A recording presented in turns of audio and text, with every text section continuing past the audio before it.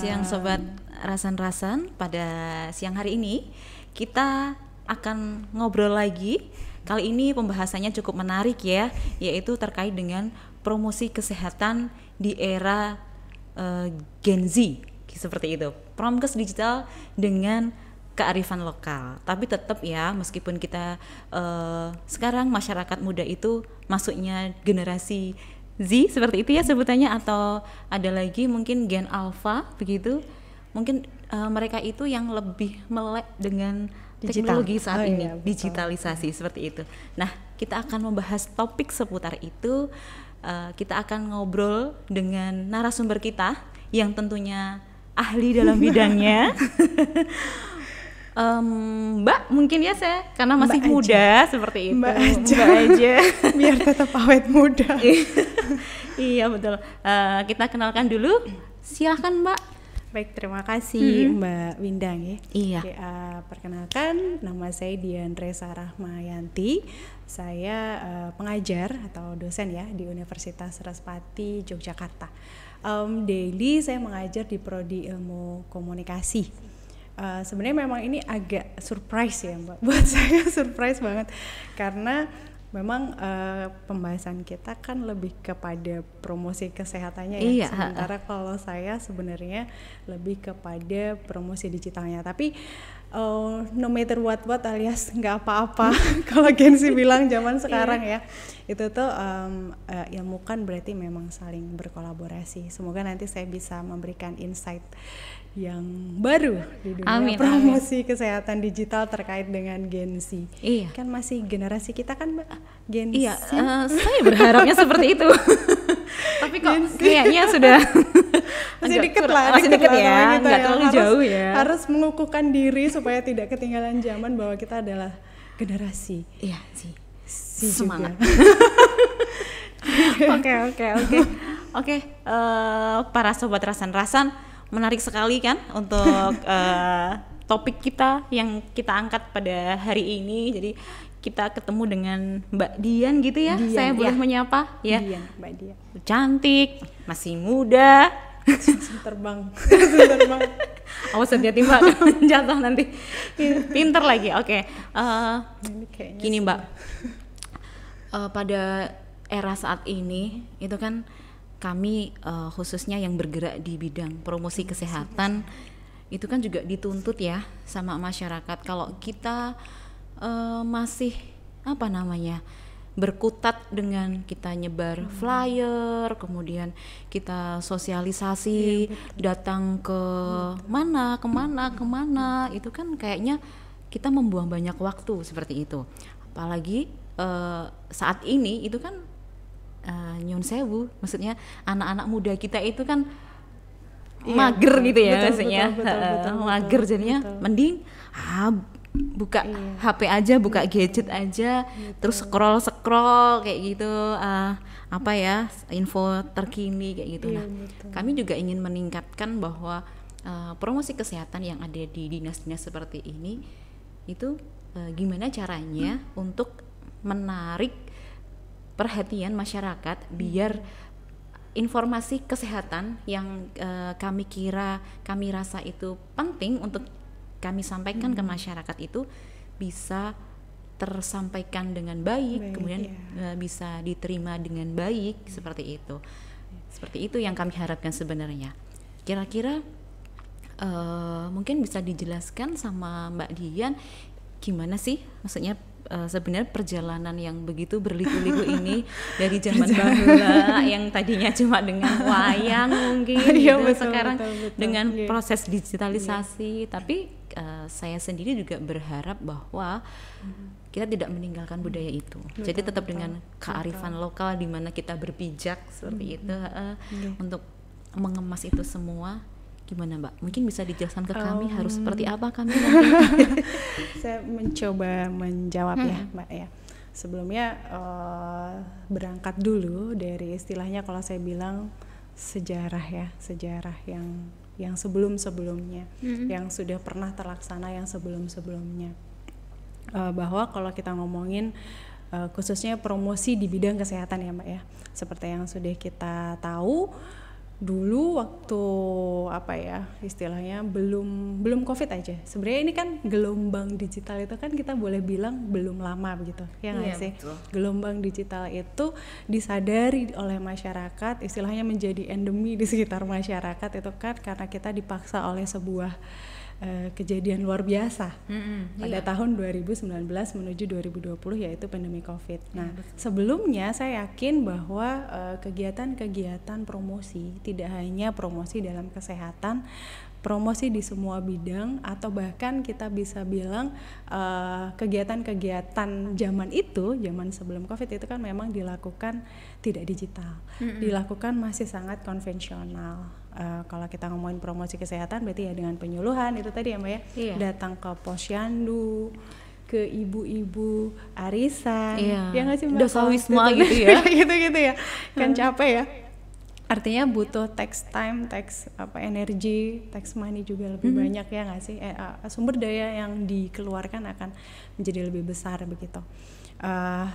Lalu kemudian datanglah istilahnya kalau saya bilang titik balik digital ya, mau tidak mau diakui atau tidak diakui kita dipaksa beramai-ramai untuk menjadi generasi digital itu adalah pada saat pandemi COVID. Walaupun kalau kita ngomongin digital sudah berjalan sebelumnya cuma tidak ramah di masyarakat gitu ya. Tidak semua kemudian orang concern terhadap digital, tetapi setelah pandemi COVID digital itu kayak menjadi mau nggak mau kita harus mengakui bahwa diri kita adalah anak digital gitu. Biar nggak kudet gitu ya kan ya. Bahwa kita adalah orang-orang digital gitu. Nggak ngerti digitalnya di mana, tapi mau tidak mau, terima atau tidak terima, kita kemudian dipaksa untuk sadar 100% akan digital. Nah, termasuk hal-hal yang dalam tadi saya bilang promosi kesehatan ya. Mau tidak mau pada saat itu semua cara diubah menjadi digital. Semua media kemudian dimaksimalkan adalah media digital. Jadi kalau misalkan kita tidak ikut ke dalam kedigitalan itu gitu kan, kita otomatis menjadi tertinggal, menjadi tersingkirkan. Nah, pendekatan promosi kesehatan otomatis juga menggunakan media-media digital ya, yang saya bilang seperti podcast, seperti konten video, kemudian seperti kalau yang paling masif ya, yang paling masif itu adalah media sosial. Mau tidak mau kita istilahnya kalau di marketing itu sendiri ya dibilangnya adalah social media marketing ya.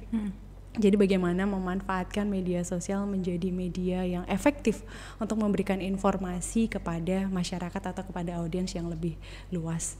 Nah, semenjak itulah Mbak ya, kemudian perkembangannya luar biasa dibalik langsung gitu, dibalik tuh walaupun begitu selesai COVID ya dari 2020 tuh sekarang jadi 2025 tahun ya, 5 tahun sepertinya era digital yang booming itu yang itu tuh lambat laun memang kemudian menjadi hal yang ya sudah kita digital mau nggak mau emang harus semuanya akan nyemplung di situ gitu ya. Betul, semuanya akan lebih digital gitu.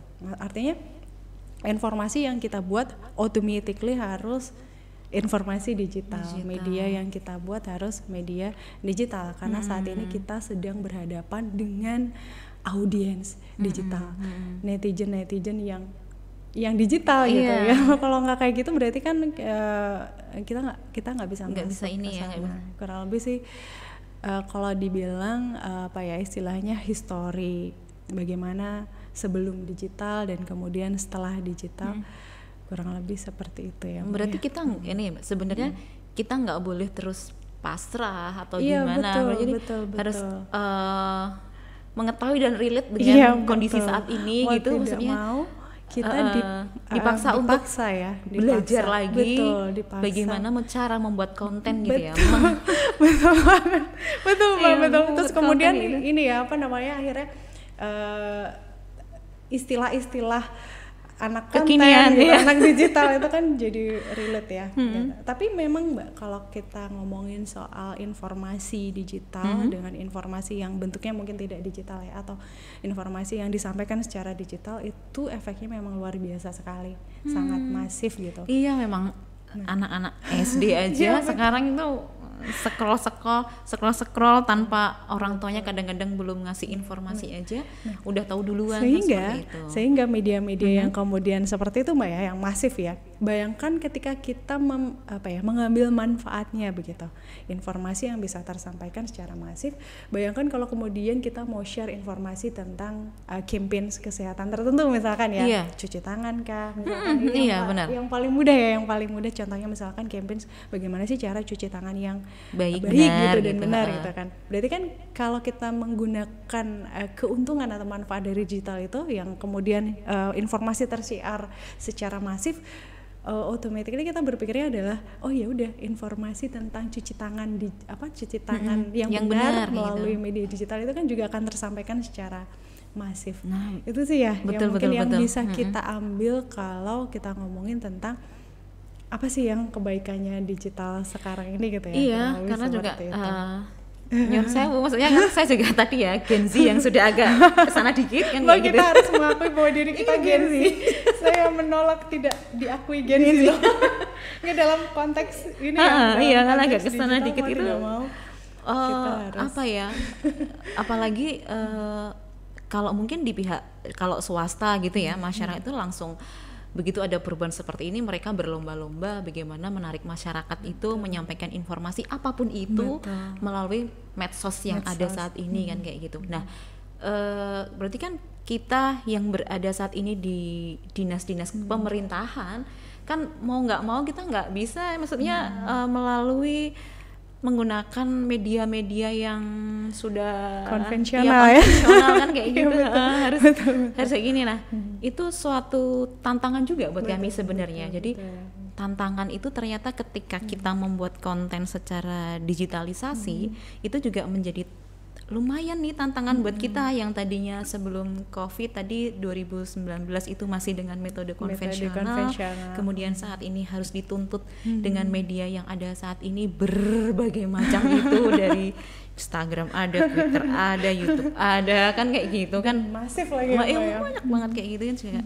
Seperti apa sih kayak gitu. Nah, mungkin tantangan-tantangan apa saja yang perlu kami kami hadapi atau kami bisa mengelola kayak gitu dengan untuk menyampaikan informasi supaya informasi yang kesehatan lah, misalnya tentang kesehatan yang saat-saat ini sedang ini ya, misalnya terkait dengan DBD itu kan suatu penyakit yang sudah lama sebenarnya, tapi bertahun-tahun memang masih ada kejadian selalu ada kejadian meskipun sudah ada, kita juga sudah memberikan banyak sosialisasi atau apapun itu, informasi tentang DBD itu tetap terjadi dan kadang-kadang malah kita masih ada merenggut nyawa atau seperti itu hanya dengan kayak jadi mungkin tantangan-tantangan seperti itu yang menjadi apa ya, kendala kami. Mungkin bisa dijelaskan Mbak untuk itu ya. Berarti kalau kita ngomongin soal tantangan ya Mbak, karena kita ngomonginnya adalah digital, berarti adalah tantangan di era digital ya, tantangan untuk promosi kesehatan di era digital. Biasanya kalau kita ngomongin tantangan kan kekasihnya adalah peluang ya. Tantangan dan peluang bersanding manis gitu ya.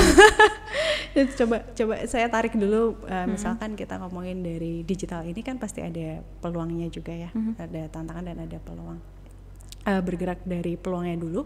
Kalau kita ngomongin peluang untuk yang digital, berarti kan ini artinya seharusnya campaign promosi kesehatan yang disampaikan melalui digital itu kan memberikan peluang untuk diterima masyarakat lebih luas, ya nggak ya? Itu kalau dari peluangnya. Tetapi ternyata ini juga menyebabkan tantangan tersendiri bagi tenaga promosi kesehatan, kurang lebih seperti itu ya, dikarenakan mungkin keterbatasan aksesibilitas untuk menjadi seorang yang digital itu tadi, mulai dari medianya, mengoperasikannya, atau mungkin kemudian tantangan untuk menjadi konten kreator kayak Iya, gitu. betul. Kita yang nggak terbiasa untuk bagaimana membuat konten Iya, ya, padahal konten itu kan yang ada ilmunya gitu ya, kurang lebih seperti itu. itu Iya yang- sih, berarti kan mau tidak mau memang harus belajar ya, harus berani untuk mengupgrade diri. Saya pikir banyak sekali, karena tadi saya bilang digital, banyak sekali sekarang media digital yang juga mudah diakses untuk kemudian menjadi referensi para nakes ya misalkan ya, atau para promotor kesehatan untuk bisa mempelajari tentang digital itu sendiri. Kurang lebih sih seperti itu ya, mau tidak mau memang harus bisa digital sedikit demi sedikit untuk kemudian kita belajar menjadi orang yang digital itu sendiri. Itu kayak sudah rumus ya nggak sih Mbak? Maksudnya harus tuntutan tuh harus kita terima gitu ya. Kalau kita ngomongin kayak gitu kan berarti tuntutan ya berarti memang kita harus pinter-pinter ya, misalnya membuat berani. materi konten yang memang cukup menarik. Nah, kalau membuat konten seperti itu sendiri memang kami kadang-kadang terkendala sih, maksudnya dengan konten yang menarik kita harus banyak belajar lihat juga di media sosial saat ini tuh seperti apa sih yang diinginkan oleh masyarakat. Tapi kita juga tidak melulu bisa menuruti semua keinginan masyarakat betul, gitu kan, karena memang ada beberapa konten materi yang memang seperti inilah harusnya yang kami sampaikan. Nah itu kan kadang-kadang ini ya bertolak belakang dengan apa yang diinginkan masyarakat. Nah, mungkin salah satu itunya konten untuk digital ya, pembuatan konten yang menarik supaya kita bisa menyampaikan dengan mungkin bahasa yang gimana biar diterima dengan masyarakat dengan baik itu gitu. Jadi sebenarnya kalau ngomongin konten, rumus konten itu sendiri ya Mbak ya, yang pertama sudah pasti kita harus tahu medianya ya. Nah ini yang agak boleh dibilang rumit sih enggak ya, cuma memang harus kita cermati itu. Artinya begini, kalau kita ngomongin konten media sosial, sebenarnya media sosial itu kan banyak ya Mbak ya. Ada banyak, Instagram, ada YouTube, ada TikTok, ada LinkedIn dan segala macamnya, masih banyak yang lain. Yang kalau sekarang kalau boleh saya bilang raja media sosial ya, yang kemudian mengambil porsi paling banyak di antara media sosial lainnya itu adalah Instagram dan TikTok. Gitu ya. Benar. Facebook sudah mulai ditinggalkan walaupun tetap ada. Pengguna Facebook itu sendiri tetap ada. Nah, kalau kita ngomongin media sosial itu Mbak ya, ada banyak jenisnya. Itu sebenarnya mereka pun juga punya karakter masing-masing gitu. Jadi kalau misalkan konten yang di TikTok dengan konten yang di Instagram lah katakanlah ya, walaupun sama-sama reels, sama-sama video, sama-sama video, itu masing-masing harus memiliki karakter yang berbeda gitu. Iya betul. Jadi kalau misalkan kita mau konten bikin video TikTok nih, maka dia biasanya video-video TikTok itu akan FYP atau akan istilahnya sering muncul gitu ya. Lebih banyak dilihat ya. Banyak dilihat adalah ketika kita mengikuti lagu-lagu yang FYP juga gitu, atau menggandengkan konten-konten kita dengan lagu yang sedang FYP di TikTok. Dan kecenderungannya kalau kita ngelihat istilahnya struktur videonya di konten TikTok itu adalah konten-konten video yang ringan, yang ada geraknya gitu, yang tidak terlalu mendetail bahkan ya.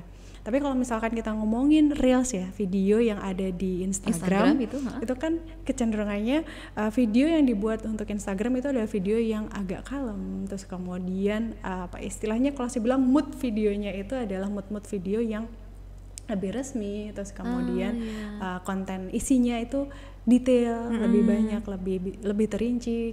Nah jadi strateginya kalau misalkan mau bikin konten video untuk media sosial ya, kita harus tahu dulu di media sosial yang mana.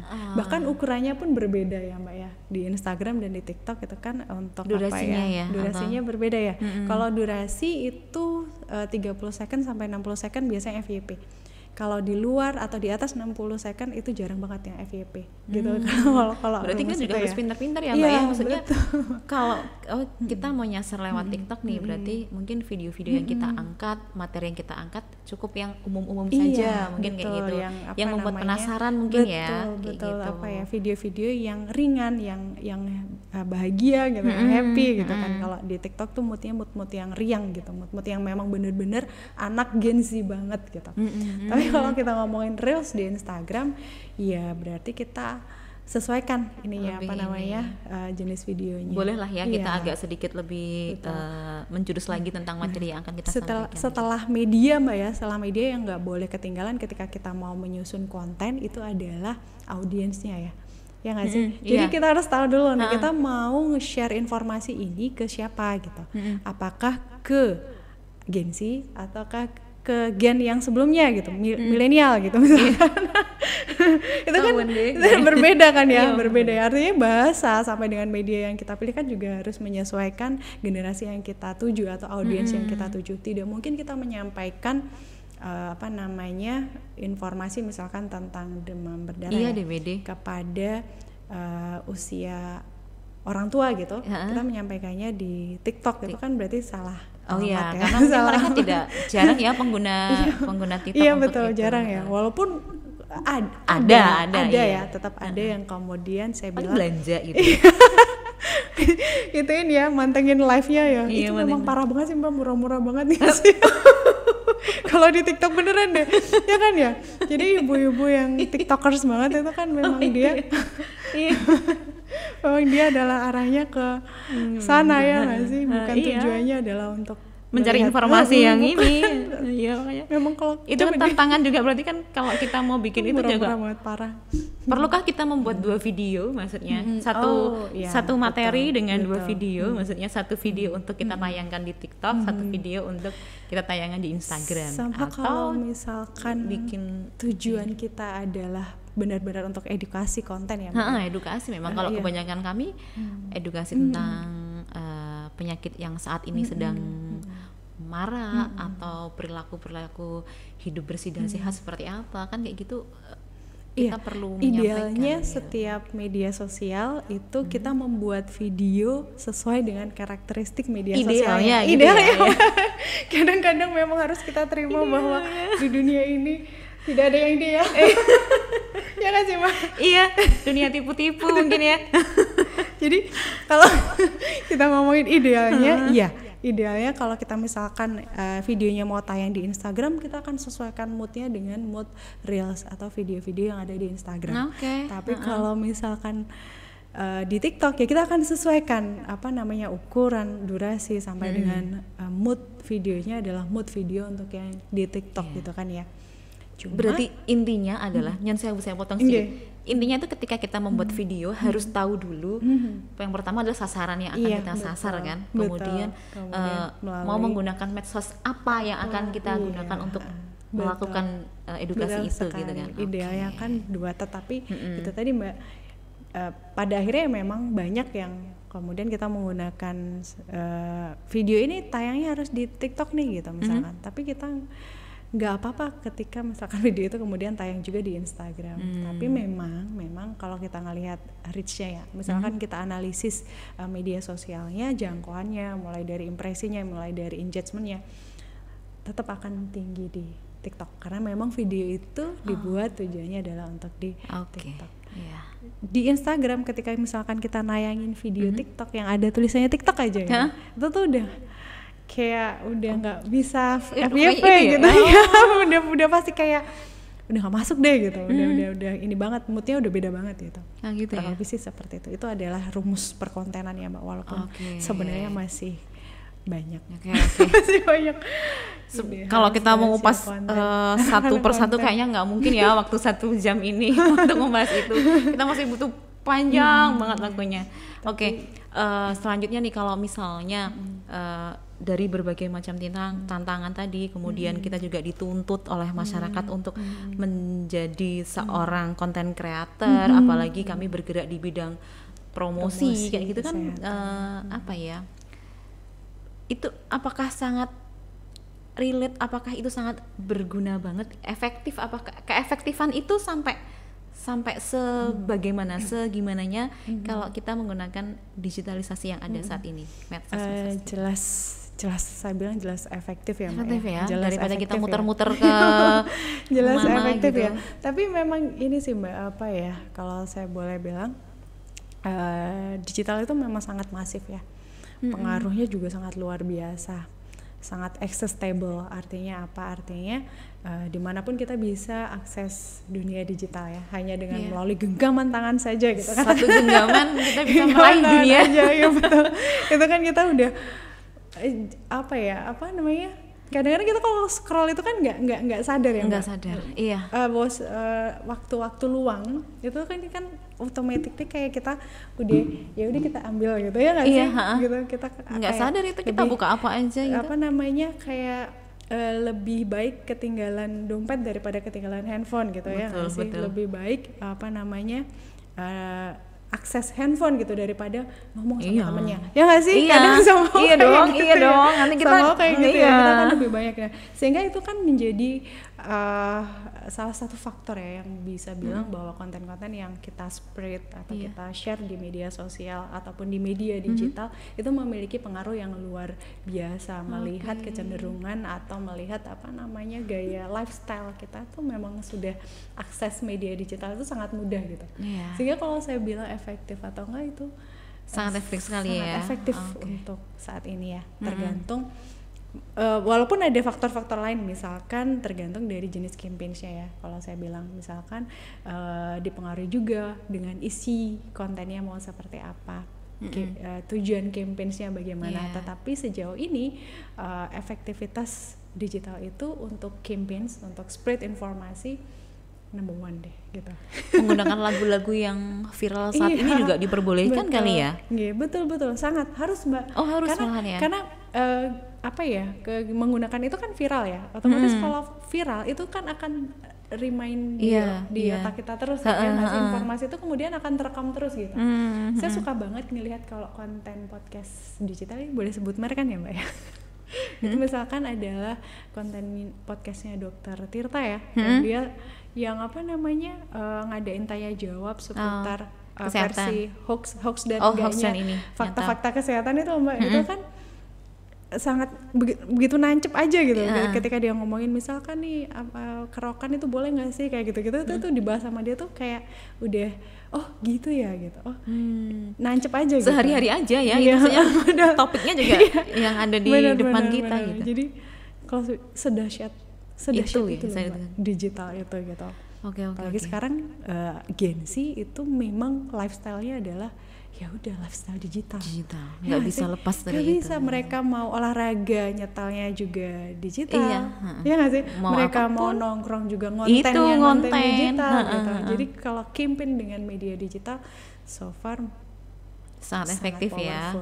Semoga bisa powerful. menyasar gitu ya. Betul. Oke sobat rasan-rasan, ternyata kita butuh melek sosial media, butuh melek konten untuk bisa menyasar ke masyarakat luas terkait dengan program-program kesehatan mungkin atau program apapun itu untuk bisa tersampaikan dengan baik kan kayak gitu. Tapi tidak lepas juga mungkin dengan kearifan lokal yang ada kayak gitu ya. Itu yang nggak bisa ditinggalkan ya. Artinya kalau kita misalkan mau bikin konten, kita mau menentukan media apa yang mau kita pakai, kita tetap harus melihat audiens kita siapa. Nah, boleh nggak sih kita masukkan, kita kan ada di Jogja ya khususnya, maksudnya kita menggunakan bahasa daerah, menggunakan bahasa Jawa kan gitu.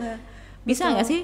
Bisa banget gitu, dan itu harus ya, karena begini sih sebenarnya Mbak, walaupun kita ngomongin digital ya, tetapi terus kemudian kita gabungkan dengan istilahnya adalah kearifan lokal ya, dengan budaya Jawa atau dengan bahasa Jawa yang bahasa sesuai dengan di sekitarnya itu, justru itu akan lebih masuk ya ke audiens kita gitu. Gitu. Misalkan apa namanya, promosi kesehatan, campaign tentang cuci tangan tapi menggunakan bahasa Jawa gitu. Banyak kok Mbak, banyak sekali konten-konten di media sosial, di TikTok ataupun di Instagram yang dia kontennya adalah bahasa Jawa gitu. Jadi Itu nggak apa-apa ya, berarti nggak apa-apa banget. Kalau buat saya ya, kalau misalkan tujuannya adalah memang pendekatannya pada audiens lokal, itu wajib banget kita pakai nilai-nilai budaya lokal itu. Oh gitu ya, mungkin dari segi bahasa, terus dari adat istiadat kebiasaan gitu. Betul, ya. Dari videonya yang kita tampilkan adalah keseharian di daerah itu juga masih masuk banget gitu. Jadi itu wajib sih Mbak, kalau saya bilang ya. Berarti nggak melulu kita harus dengan berbahasa Indonesia yang sangat resmi gitu. Betul. Kita bisa pakai muatan budaya lokal itu juga punya power tersendiri untuk mempengaruhi audiens di daerah tersebut gitu ya. Jadi kalau di ilmu kayak banget di ilmu menghilang ilmu gaib bukan di ilmu perkontenan itu memang istilahnya semakin kita kenal audiens kita gitu ya, semakin kita tahu audiens kita siapa, maka akan semakin bagus pendekatan itu adalah sesuai dengan identitas audiens kita gitu sih jadinya. Berarti kita akan merubah mindset gitu ya. Yang namanya promosi kesehatan tidak melulu dengan gaya bahasa Indonesia yang secara tidak boleh kita tinggalkan. Iya, gitu secara resmi lokal budaya. Misalkan gitu. Kita di Bantul di daerah istimewa Yogyakarta ya, wajib menggunakan bahasa yang sesuai, terus kemudian pendekatan-pendekatan yang sesuai dengan audiens kita. Berarti juga misalkan kita ambil lokasi pembuatan konten gitu juga mungkin dengan di tempat yang Jogja, di Bantul gitu, banget ya, yang pokoknya Bantul pride gitu loh. Bantul banget, yang harus kelihatan ketinggalan gitu. Biar mengena gitu. Sekali konten-konten yang justru dia FYP gitu, atau justru dia banyak viewernya ketika dia memang yang mengangkat budaya lokal. Siap, kita mencoba. Semoga kita bisa berkonten. Ayo Mbak, kita mengonten bersama. Iya. Suatu saat ya kita konten bersama mungkin dengan materi-materi tetap kesehatan, tapi nanti sama Mbak Dian kayak gitu-gitu.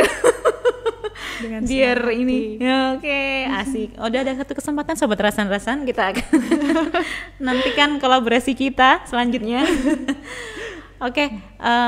Perlu nggak sih dalam membuat konten itu kita berkolaborasi dengan mungkin lintas sektor, atau kolaborasi dengan siapa, atau harus dengan artis ternama, atau siapa kira-kira yang perlu apa nggak, butuh banget nggak dengan kolaborasi dengan perlu gitu? Banget Mbak, perlu banget ya, butuh banget ya. Iya, sebenarnya kalau kita kembali lagi Mbak, istilahnya entah itu influencer ya. Kalau kita ngomong influencer kan ada yang mega influencer, ada yang micro influencer, ada yang lokal influencer gitu. Nah sebenarnya justru kalau kita ngomongin digital marketing itu tuh yang paling efektif itu justru lokal influencer sekarang gitu. Jadi menggunakan, atau istilahnya bekerja sama dengan lokal influencer itu akan memberikan dampak yang bagus terhadap campaigns yang kita siarkan di media sosial itu. Lebih mengena gitu. Iya betul. Karena kalau misalkan kita ngomongin yang mega influencer atau yang influencernya sudah nasional gitu ya, kadang somehow viewernya atau si audiensnya itu siapa gitu, dia kan nggak ada di sini walaupun dia terkenal gitu ya, itu siapa, dia nggak ngerti daerah sini gitu. Tapi begitu kita menggandeng lokal influencer, dia justru akan memberikan dampak yang lebih gitu, karena seolah-olah kita bisa menjangkau mereka gitu. Kita berada di daerah yang sama, kita berada pada posisi yang sama dengan influencer itu, sehingga sehingga akan lebih efektif penyampaian informasi itu kepada audiens. Dan mungkin audiens akan merasa relate ya dengan kehidupan gitu. Dia, betul. Itu kenapa saya bilang ya, salah satu digital marketing ya, atau salah satu digital promosi itu, salah satu yang strategi yang paling bagus adalah lokal influencer dibandingkan dengan mega influencer atau makro influencer gitu. Kalau lokal influencer kan berarti followernya 100 ribuan ya, itu justru itu lebih efektif dibandingkan dengan yang lebih besar ya. Kalau dia adalah campaign-campaign di daerah tertentu. Sobat Rasan-Rasan itu begitu pentingnya kita kolaborasi dengan lokal influencer ya, untuk kita bisa menyampaikan permasalahan yang ada, mungkin bisa relate juga dengan kehidupan mereka. Jadi apa yang kita informasikan bisa langsung mengena gitu ya di hati, langsung jelek gitu maksudnya. Gitu. Oke. Mungkin banyak banget tadi sudah kita kulik seperti apa media sosial saat ini, kemudian kontennya harus seperti apa, mungkin gitu ya. Misalnya dari waktu juga kita harus pertimbangkan, kemudian media apa yang akan kita gunakan, kayak gitu. Terus mungkin tambah satu lagi tadi menggunakan lokal influencer, itu juga akan sangat menarik untuk penyampaian informasi seperti itu. Mungkin ada closing statement Mbak Dian yang bisa menggugah, bisa meningkatkan kita untuk berkreasi lagi, untuk menjadi yang lebih baik, kemudian bisa menyampaikan informasi yang penting yang seputar kesehatan, kalau khususnya di kami Dinas Kesehatan gitu, untuk menggugah kami juga sebenarnya bagaimana tips and trick dan tips and trick menjadi konten kreator iya. Tapi kan menjadi digital gitu ya. Tapi kan digital. Otomatis kita itu kan di sini juga dituntut untuk menjadi konten kreator kan, maksudnya menjadi petugas promosi kesehatan. Kita aja mendengar promosi kesehatan, berarti kan tugasnya mempromosikan. Iya kan, mempromosikan berarti kan kita juga dituntut untuk gimana caranya kita bisa mempromosikan nih jualan ini nih, masalah-masalah ini, gimana kita masyarakat bisa paham ternyata penyakit DBD itu tuh pencegahannya seperti ini, cara cuci tangan yang baik dan benar itu ternyata seperti ini. Jadi kan paling enggak kan kita bisa menyasar masyarakat, kemudian mereka juga menjadi untuk mengurangi resiko penyakit tidak menular kan, kayak gitu. Yang saat ini kan marak banget ya, maksudnya kita sudah beralih nih eranya, bukan ke penyakit yang menular tapi justru yang penyakit tidak menular. Iya, kayak hipertensi, diabetes itu kan juga dari gaya hidup kita yang mungkin kita sering ngelihat FYP mukbang gitu, jadi asal makan gitu, jadi kan pola hidup kita sudah berubah. Mungkin bisa Mbak Dian kasih penyemangat buat kami. Ayo Mas, semangat. Jadi sebenarnya kalau kembali ke digitalisme ya, digital itu kan cara atau alat ya yang memang harus dioptimalkan di segala sisi kehidupan lah sekarang ini. Mau tidak mau, diakui atau tidak diakui, kita itu terpapar digital itu hampir setiap detik, setiap nafas kita gitu ya istilahnya.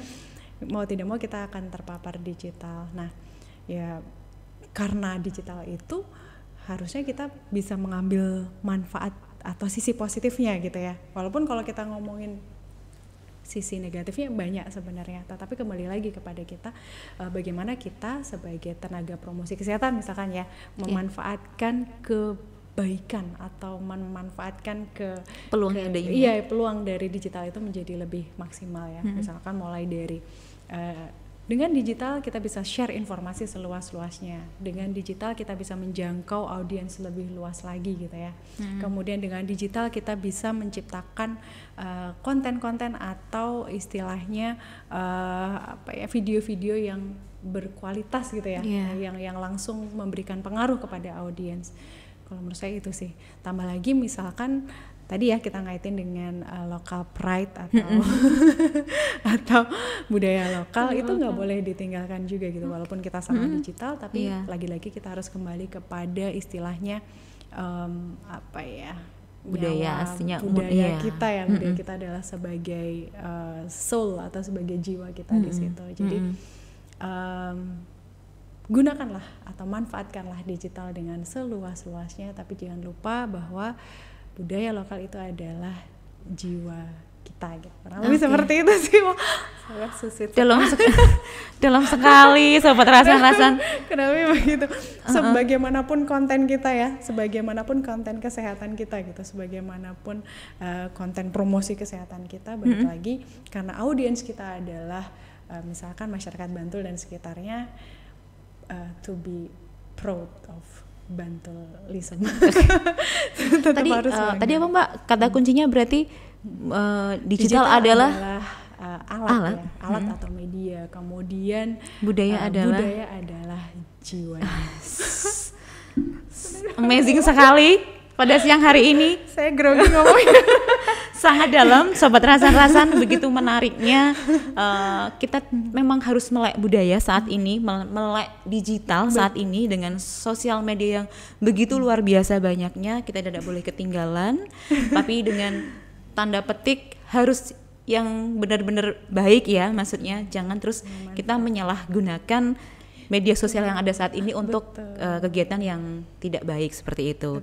Dan jangan lupa, jangan tinggalkan soul atau jiwa kita terhadap budaya yang ada saat ini, seperti itu. Terima kasih Mbak Dian atas waktunya, atas sharingnya. Terima kasih banyak. Saya sangat langsung tertarik jadi konten creator ya. Enggak lah, nanti ada teman kami yang lebih bisa ngonten, saya ini aja. Everyday is konten. Iya benar. Oke. Terima kasih atas waktunya sobat rasan-rasan. Mungkin segini dulu kita ngobrol terkait dengan digitalisasi promosi kesehatan saat ini. Mudah-mudahan kita bisa bertemu di lain waktu dengan tema, dengan materi yang lebih menarik lagi. Selamat siang. Assalamualaikum warahmatullahi wabarakatuh. Waalaikumsalam warahmatullahi wabarakatuh. Dadah.